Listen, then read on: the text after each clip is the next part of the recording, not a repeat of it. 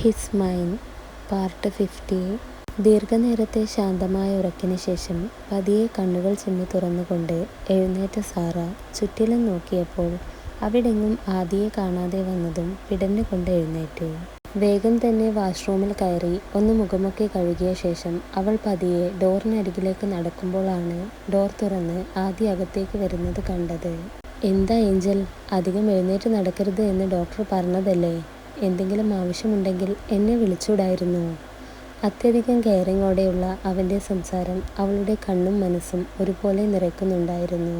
അപ്പോഴേക്കും ആദി അവളെ വേദനിപ്പിക്കാതെ പതിയെ ഇരു കയ്യാലെടുത്ത് നെഞ്ചോട് ചേർത്ത് ബെഡിനടുത്തേക്ക് നടന്നിരുന്നു. ഇച്ചായ, എനിക്ക് കിടക്കണ്ട, ബാൽക്കണിയിൽ പോകാം. അവൻ വഴക്ക് പറയുമെന്ന് കരുതി അവൻ്റെ കഴുത്തിൽ മുഖം പൂഴ്ത്തിക്കൊണ്ടായിരുന്നു സാറ അത് പറഞ്ഞത്.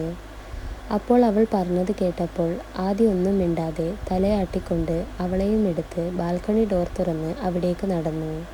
അവിടെ ഇട്ടിരിക്കുന്ന ബീൻ ബാഗിലേക്ക് അവൻ അവളെയും നെഞ്ചോട് ചേർത്ത് പിടിച്ചുകൊണ്ട് തന്നെ ഇരുന്നപ്പോൾ സാറ ഒന്ന് പകച്ചു പോയെങ്കിലും ഒന്നും മിണ്ടാതെ അവൻ്റെ കൈക്കുള്ളിൽ ഒതുങ്ങി കിടന്നു.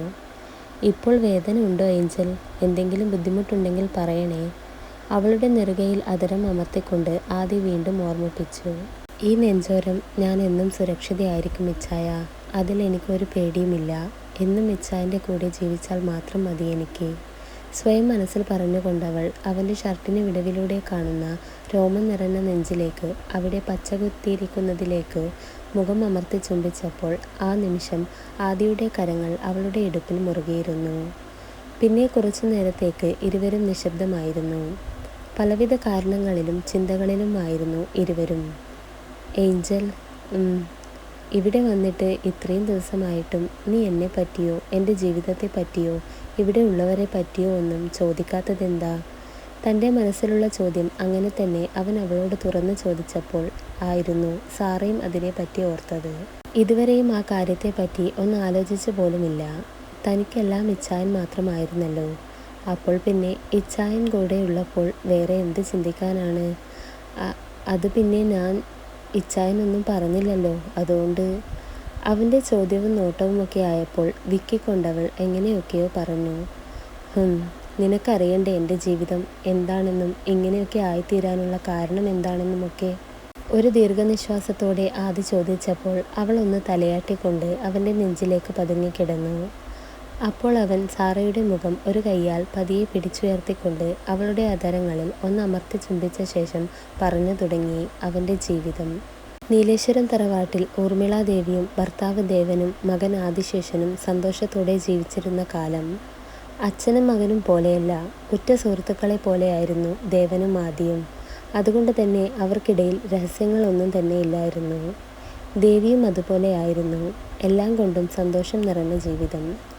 ദേവന് ബിസിനസ് സംബന്ധമായി പല പ്രാവശ്യവും വീട്ടിൽ നിന്ന് മാറി നിൽക്കേണ്ട അവസ്ഥ ഒക്കെ വരുമ്പോൾ ആദിയായിരുന്നു ദേവിക്ക് കൂട്ടിനായി നിന്നത്.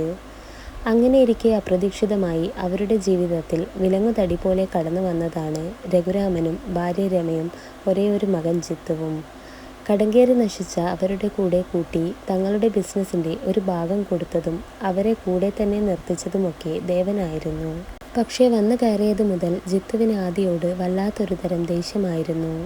അതിൻ്റെ പ്രധാന കാരണം എല്ലാത്തിലുമുള്ള ആദിയുടെ അപാര കഴിവും സൗന്ദര്യവും ഒക്കെയായിരുന്നു.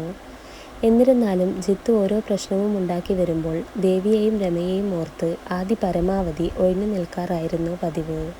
അങ്ങനെ ഒരു ദിവസം ആദിയുടെ 22ാം പിറന്നാളിൻ്റെ അന്ന് അത്യാവശ്യമായി ഒരു മീറ്റിങ്ങിന് വേണ്ടി ആദിയും ദേവനും കൂടെ അമ്മയോട് യാത്ര പറഞ്ഞിറങ്ങി. അന്ന് രാവിലെ തന്നെ ജിത്തുവും രഘുവും ബിസിനസ് പരമായി വേറെ എവിടെയോ പോയിട്ടുമുണ്ടായിരുന്നു. അങ്ങനെ മീറ്റിംഗ് ഒക്കെ കഴിഞ്ഞ് രാത്രി ആയപ്പോഴായിരുന്നു അവിടെയുള്ള ഒരു പാർട്ടിയിലേക്ക് ദേവൻ്റെ സുഹൃത്ത് അവരെ വിളിക്കുന്നത്. ആദിയുടെ ബർത്ത്ഡേ ആയതുകൊണ്ട് തന്നെ ദേവൻ നിരസിച്ചെങ്കിലും നിരന്തരമായ ക്ഷണം മൂലം അവർക്കതിൽ പങ്കുചേരേണ്ടി വന്നു. അങ്ങനെ ഫംഗ്ഷനൊക്കെ കഴിഞ്ഞ് ചെറുതായി ദേവനൊന്ന് ഫിറ്റായിട്ടായിരുന്നു പോകാനിറങ്ങിയത്. ആദിയാണെങ്കിൽ ഡ്രൈവ് ചെയ്യേണ്ടതായതുകൊണ്ട് ഒരു കൂൾ ഡ്രിങ്ക് മാത്രമേ കഴിച്ചിരുന്നുള്ളൂ. പക്ഷേ ഫിറ്റായി നിൽക്കുന്ന അച്ഛനെയും കൂട്ടി കാറിനടുത്തേക്ക് നടക്കുമ്പോൾ ആദിയുടെ തലയും ആകെ കറങ്ങുന്ന പോലെ അവന് തോന്നുന്നുണ്ടായിരുന്നു. പക്ഷെ അത് കാര്യമാക്കാതെ അച്ഛനെ കോ ഡ്രൈവർ സീറ്റിലിരുത്തിയ ശേഷം തലയിൽ കൈവച്ചുകൊണ്ട് ആദിയും വണ്ടിയിൽ കയറിയിരുന്നു. വണ്ടി എടുത്തപ്പോൾ തൊട്ട് ആദിയുടെ കണ്ണുകൾ അടഞ്ഞു പോകും പോലെയും കൈയും കാലുമൊക്കെ തളരും പോലെ തോന്നുകയുമൊക്കെ ചെയ്തെങ്കിലും സീറ്റിൽ ഒന്നും അറിയാതെ മയങ്ങിക്കിടക്കുന്ന അച്ഛയെ കണ്ടപ്പോൾ എങ്ങനെയെങ്കിലും ഒന്ന് വീട്ടിലെത്തണം എന്നോർത്തുകൊണ്ടവൻ വേഗത്തിൽ വണ്ടിയെടുത്തു. എന്നാൽ അടുത്തുള്ള ഒരു ഫോറസ്റ്റ് കടന്നപ്പോൾ വളവിനടുത്തെത്തിയതും നേരെ ഒരു ടാങ്കർ ലോറി വരുന്നത് കണ്ട ആദി വെപ്രാളത്തോടെ വണ്ടി തെറ്റിക്കാൻ നോക്കിയെങ്കിലും അവൻ അതിനായില്ല. സ്പീഡിൽ തങ്ങളെ ലക്ഷ്യം വെച്ചെന്ന പോലെ പാഞ്ഞു വരുന്ന വണ്ടിയെ നെഞ്ചിടിപ്പോടെയായിരുന്നു അവൻ നോക്കിക്കണ്ടത്.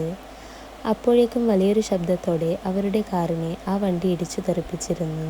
അതിശക്തമായ പ്രഹരത്താൽ അവരുടെ കാർ കൊക്കയിലേക്ക് മറിഞ്ഞു വീണപ്പോൾ എന്തോ ഒരു ഭാഗ്യം പോലെ ഡോർ പൊളിഞ്ഞ് ആദ്യ റോഡിലേക്ക് തന്നെ തെറിച്ചു വീണിരുന്നു. അച്ഛേ! എങ്ങനെയൊക്കെയോ വീണിടത്തു നിന്നും എഴുന്നേറ്റുകൊണ്ടവൻ ഒരലർച്ചയോടെ കാറിനരികിലേക്ക് കൊക്കയുടെ അറ്റത്തേക്ക് ഓടിയെത്തിയപ്പോഴേക്കും വലിയൊരു ശബ്ദത്തോടെ ആ കാർ അവൻ്റെ മുന്നിൽ വെച്ച് കത്തിയെരിഞ്ഞിരുന്നു. അപ്പോൾ തന്നെ ആദ്യം അവിടെ ബോധം മറഞ്ഞു വീഴുകയും ചെയ്തു. പിന്നീട് അവന് ബോധം വന്നത് 2 ദിവസം കഴിഞ്ഞായിരുന്നു. അപ്പോഴാണ് അവൻ അറിഞ്ഞത് അച്ഛൻ തന്നെ വിട്ടുപോയത്. ഒരു നിമിഷം സ്തബ്ധനായി നിന്ന അവൻ പിന്നീട് ഒരലർച്ചയോടെ കയ്യിൽ കിട്ടിയതൊക്കെ എറിഞ്ഞുടച്ച് ഭ്രാന്തനെ പോലെ പെരുമാറാൻ തുടങ്ങി. കൂട്ടിന് അവരൊരു പേരും രഘു ചാർത്തിക്കൊടുത്തു, സ്വന്തം അച്ഛനെ കൊന്നവൻ എന്ന്. അവിടെ മുതൽ തുടങ്ങുകയായിരുന്നു അവൻ്റെയും അമ്മയുടെയും കഷ്ടകാലം. രഘുവും ജിത്തുവും എങ്ങനെയൊക്കെ അവരെ ദ്രോഹിക്കാൻ പറ്റുന്നുവോ അങ്ങനെയൊക്കെയും ചെയ്യുമ്പോൾ രമ അവരുടെ കൂടെ തന്നെ നിന്നു. പിന്നീട് അതിനിടയിലാണ് മഞ്ജുവിനെ കാണുന്നതും പരിചയപ്പെടുന്നതുമൊക്കെ. അങ്ങനെ ഇന്നിവിടം വരെ എത്തി. ഒരു ദീർഘനിശ്വാസത്തോടെ ഇടറിയ ശബ്ദത്തോടെ അവൻ അത് പറഞ്ഞു പൂർത്തിയാക്കിയപ്പോഴേക്കും സാറ ഒരു തേങ്ങലോടെ അവനെ ചുറ്റിപ്പിടിച്ച് കരയാൻ തുടങ്ങിയിരുന്നു. കർത്താവേ, ഈ കാലത്തിനിടയ്ക്ക് ഇച്ചായൻ എന്തോരം വേദന അനുഭവിച്ചിട്ടുണ്ടാകും. ഇച്ചായൻ്റെ ജീവിതം വെച്ച് നോക്കുവാണെങ്കിൽ എൻ്റെ സങ്കടമൊന്നും ഒന്നുമല്ല എന്ന് തോന്നിപ്പോകുക. ഇനി ഇച്ചായൻ തനിച്ചല്ല, ഇച്ചായന് കൂട്ടായി ആരില്ലെങ്കിലും ഞാനുണ്ടാകും. മനസ്സിൽ പലതും ഓർത്തുകൊണ്ടവൾ അവനെ മുറുകെ കെട്ടിപ്പിടിച്ചു. അപ്പോൾ ആദ്യം ഒന്നും മിണ്ടാതെ അവളുടെ തോളിൽ മുഖം അമർത്തിയിരിക്കുകയായിരുന്നു. ഇതേസമയം പുറത്തു നിന്നും ആദിയുടെ വാക്കുകൾ കേട്ട് കരഞ്ഞുകൊണ്ട് ചുമരിൽ ചാരി നിൽക്കുന്ന ദേവിയെ അവർ കണ്ടില്ല. ആദിയെ വിളിക്കാൻ വേണ്ടി വന്നതായിരുന്നു അവർ. അപ്പോഴാണ് അവൻ പറയുന്നതൊക്കെ കേൾക്കാനിടയായത്.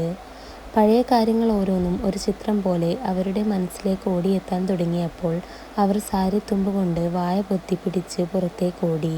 ഇതേസമയം പല കാര്യങ്ങളും പദ്ധതി ഇട്ടുകൊണ്ട് നീലേശ്വരം തറവാട്ടിലേക്ക് വരികയായിരുന്നു മഞ്ജിമ. കൂടെ ജേക്കബും ഉണ്ട്.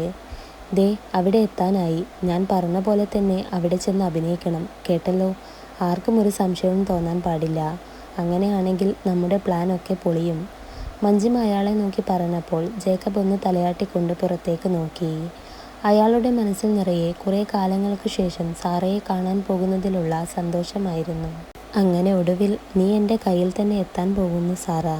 ഇനി മഞ്ജിമ വിചാരിച്ചാലും ഇല്ലെങ്കിലും ഈ പ്ലാൻ പൊളിഞ്ഞാലും ഏത് വിധേനയും നിന്നെ ഞാൻ കൊണ്ടുപോയിരിക്കും, കൂടെ ദേ ഇവളെയും, ആർത്തിയുടെ മനസ്സിൽ പറഞ്ഞുകൊണ്ടയാൾ അക്ഷമനായി ഇരുന്നു.